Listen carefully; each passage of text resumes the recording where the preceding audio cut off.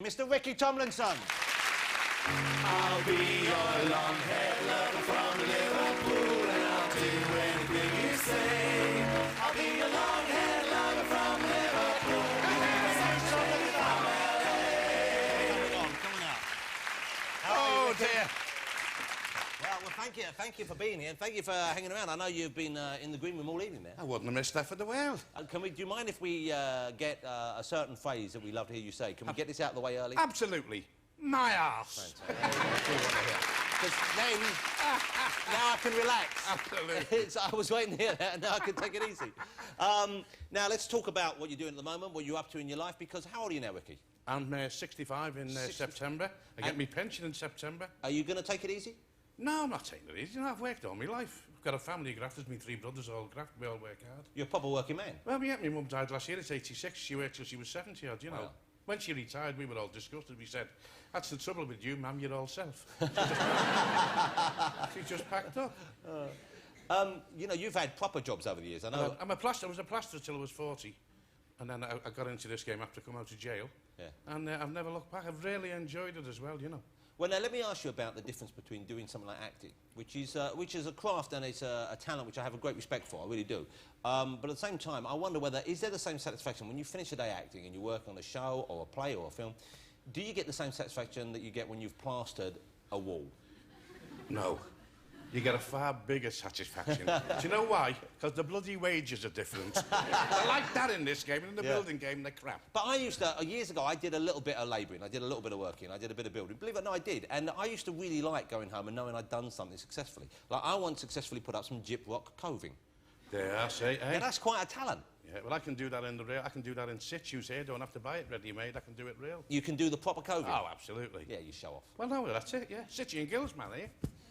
You see, that's a craft, that's a talent, that's a real thing. It is a talent, yeah. Whereas the acting, sometimes, I imagine it must feel kind of like, for want of a smaller word, nebulous.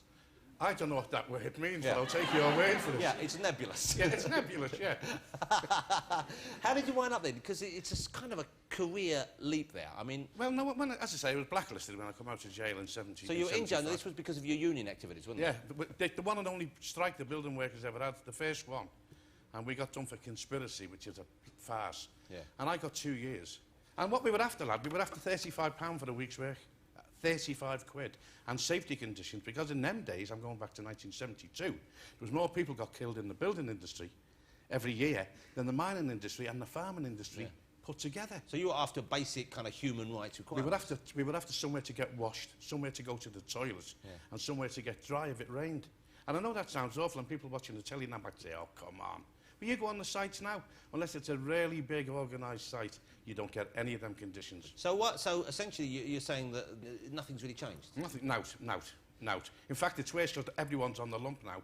They all do their jobs on a price, and that's why these young people, and I feel so sorry for them, they buy a house now for 100,000, 200,000, 300,000 pound, and they're buying a load of shit because people have to do the jobs too quick. Yeah. You have to do it too quick. You have to throw the bricks up, throw the plasterboards on the wall, skim it as quick as you can, lay the floors as quick as you can, and they're not getting value for money. Does it depress you? Does it concern you overly the state of this country? Or because it seems to me, and obviously I live in the South, I'm kind of out of touch with reality, I'll be the first to admit that.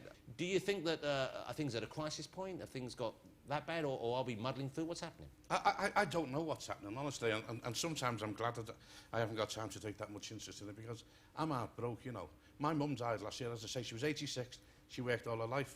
My dad worked all his life, me and my 3 brothers, we've all worked all our lives, and we paid into the National Health Service. When my mum died, she died in the hospital with the 4 lads around her. There was paint coming off the ceiling, the doors wouldn't shut on the things because the wooden doors were warped, the floors were dirty. What kept them hospitals going was the auxiliary staff and the doctors and the nurses. They are angels, and I don't know what they get paid, but if you trebled it, it still wouldn't be enough.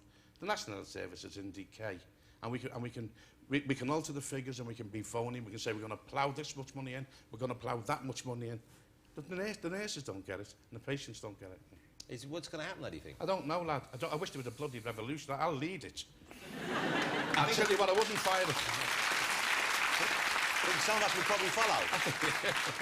You know what I really like? I mean, I think you're talking sense, but also I love the fact you're calling me lad, because that doesn't happen much anymore. Sometimes I'm confused with your hair.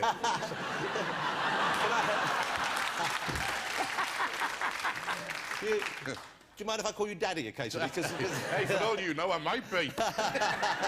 Well, you did spread it around a bit, didn't you? I did put it about, yeah. Yeah, which I think, hats off to you. Was this when you were building that you were putting around, or when you became an actor? No, you've probably read the book, and the book I have. The book done well. Hold on, but I've got the book here. The book is called Ricky. It's Ricky's autobiography. It's out. It's out. That's the paperback's out today, yeah. So the paperback's just out now. Was it ghostwritten? Did you write it? No, I wrote it, but then, because I didn't want to start it when I was a little lad living in a 2 up, 2 down, Yep. I had to get a guy to help me to structure it. How honest were you prepared to be? Were you I'll tell you why we wrote the book. I didn't want to write the book, because I'm just married again, as you know, for the second time. I've been married just over 12 months. And someone was going to do an unofficial one. So I said to Rita, look, this is the thing. If they're going to do an unofficial one, it's going to be full of crap. There's been enough lies written about me. I'm going to do this, but look, there's things in this that you don't know about. I would never have told you. But if I'm doing this, it's got to be warts and all. And it is warts and all. And there's stuff in there that I'm not very proud of. There's stuff in there I am ashamed of. I've hurt people I wish I hadn't have hurt. Said things I wish I could take back. But I can't. But what you see is what you get. But what a great life to look back on then. I mean, I know it's far I've from had a over. wonderful life, and I've got the best brothers in the world. I've got my little holiday home in Spain, which everyone takes the mickey out of me. And they say, why haven't you got a villa? And I say, I could have a villa tomorrow. I've got a fancy caravan with a bloody big awning. You've got a caravan? A caravan with an awning. It's got a fitted kitchen. No, listen, seriously. The caravan's 30 foot long with a bedroom. Take the toilets out, put a flush toilet in. Lovely. Got the awning with a fitted kitchen. No messing? No, fireplace, fire. Easy chair, the big telly, the sky, the lot. Bingo. And on a Thursday, I go to the bingo. Hey. With Rita, where they call the numbers in 5 languages. So, that's great. How does that work in 5 languages? Well, the girl calls it in Spanish and English. Yeah. Then there's this old guy. Uno, one. Uno, one. That's good, yeah. But do they do, in the Spanish, like 2 fat ladies? No, they don't. Gronda or something? No, because they're too proud over there. They don't have any fat ladies. Don't they? No, well, they don't think they do. And then this old guy does it in German, French, and Dutch. Have you won much at bingo? We won 120 euros. That's not a lot, really. Well, it wasn't, because there were 6 of us sharing it. Yeah. Those bloody Germans. I know. That Dutch bloke leaving at the end. Are you all right? I'm on top I was going to give you the Heimlich then. I thought you had something stuck in your throat. The what? We'll come round the back and I was going to give you some of that. That's how it all starts. What's wrong with it? Nothing. Hey, you started acting in the 80s then, okay? Yeah. So we've established this. The big hit of recent years has, of course, been The Royal Family. Absolutely, yeah. What a great show to be part of. It was wonderful. Did you know when you first contacted? I mean, did you see it? Was it in script form or was it improvisational? Did you... I met Caroline to do at one of the Royal Television Society dues, and she bumped into me, and I'd had a few drinks, and she'd had a few drinks, and she said, "Oh, I'm awful sorry, my dad, or you're going to be my dad." And I went back to Lisa and said, "Caroline there?" She said, "I'm a dad or something." I said, "She must have had more than I thought." But Caroline here, and you know, sometimes when I read the paper about myself and the people are slagging me and knock me, that's fine. It doesn't hurt anymore because my mum's dead. But when I read the paper on the slagging her, I get so angry because she's the most wonderful human being you've ever come across in your life. She's brilliant, she's generous, kind, sincere, honest, and she can't do enough for anyone. She's brilliant. She's kind of managed to sort of, it seems, to have stayed out of the papers for a while. I mean, it's not been quite as bad, of course. So, you know, I hope that whatever she's doing now, she's sort of sorted out. Yeah, she's fine. Is there going to be another series, though? Because there were 2 I think there might be some one-offs. I know there was talk at one time about making a movie about we go on holiday, and we go in the caravan, and we don't come out the caravan for the fortnight. And Jim looks out the window and says, "Look at that dopey bastard with his khaki shorts on. Get out!" But you don't go outside, so you can't see anyone. But that's a brilliant idea. It's great, yeah. And you could use your caravan. No, yeah, but I have to do it in Spanish. Double bubble. No, you see. Now, let's have a look. We've got a clip here of, I think it's either one of the very early episodes, or it might indeed be the first episode of The Royal Family. And it was, you're right, it's kind of fully formed the minute it came on the screen. This is Ricky in action way back when. 5 points, which 90s hey, 98 quid. It's good to talk my arse. together by 2 girl and music obsessed teenagers. 9291246. Whose number's that? It's Mary. What, you been ringing bloody Mary next door? If you shouted, she could hear you. She can hear you. Give it a rest, pair of you. Rest my arse, it's £2.50 phoning next door. I mean, she's in and out of here all day like a bloody yo-yo. I'll put you in a serving action. You're tight as a crab's arse, you dare. Crab's arse, my arse, it's £2.50.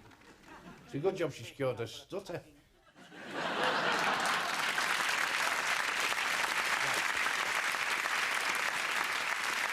great show to be part of. Real kind of team effort as well. It was I mean, great. really It was one of wonderful to go to work, honestly. It was Yeah. great, you know. Do you look after yourself? Do you exercise? Do you eat right? Yeah, I eat as much as I can. Yeah. You got the gym? Which gym? Jim Royal? Get out of it. At my age, it takes me all my time to put my underpants on. You've got to look after yourself, though, Ricky. Well, I'm pretty active. I'm sort of out and about, and I'm a workaholic, Yeah. you know, which Rita's trying to cure, you know, because I've got a series of Down to Earth to do, which starts next month. I've had a comedy written for me about a joke, a guy who tells jokes, right. and I said to the London company going to make it, and I said, look, if it's me and I'm working and there's a couple of kids in the show, I'd like them to be Northern kids, and good enough, they all came up to Liverpool and auditioned sort of 20, 30 kids off the street and picked 6 who were going down for a little screen test, so that'll be a little memory for them kids, and maybe 1 or 2 will get lucky, get the job and get into TV and acting like I did. That's nice. Yeah. You know, I always enjoy seeing you on screen. It's a pleasure to meet you. It's always God a pleasure bless to see you. you on screen. Thank you so much for coming Thank on the you, show. lad. Cheers very Mr. much. Ricky Tomlinson. Ah, right. Great to meet you.